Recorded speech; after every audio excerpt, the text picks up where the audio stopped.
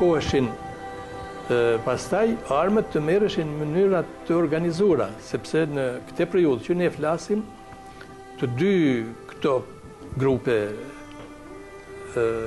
ushtarake filluan të merrnin armë në mënyrë klandestine nga gjithë Europa, nga armët që kishin ngel në Bosnjë, Kroaci, u hapen depot në Shqipëri dhe filluan të blenin armë në Shqipëri në mënyrë klandestine dhe kjo krijoi një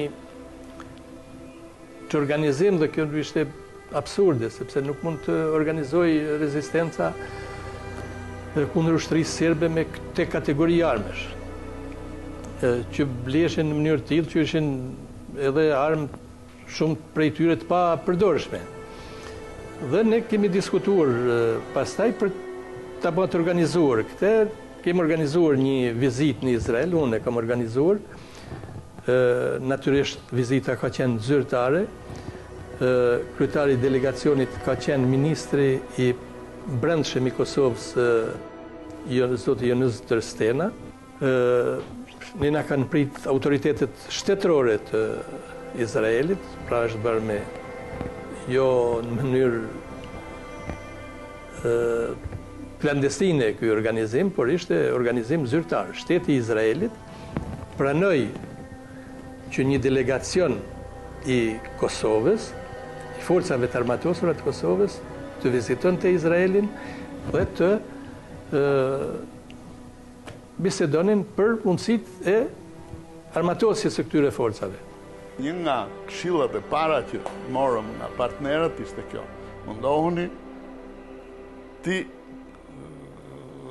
pengoni çdo lloj tentative të iranianëve për të futur në luftën në Kosovë. Dhe ka i duash. Iranianët tentuan, sollën informacion që duam të kontaktojmë me UÇK-n, jo me neve, zyrtarisht, ne sishim, ne ishim punën tonë. Dhe u sajua një takim i parë në Stamboll.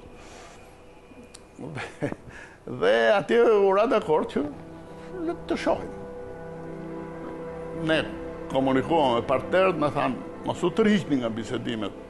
Të shohim ku duan dalin, çfarë pretendojnë, çfarë ofrojnë, si qyshte. Është budallëk që në fillim thuash jo s'duam. Erdhën në Tiranë pastaj njerëz më të rëndësishëm. Natyrisht të gjithë ne kishim qartë se ku do përfundonim, gjithë problemi ishte merrnin vesh çfarë ata ofruan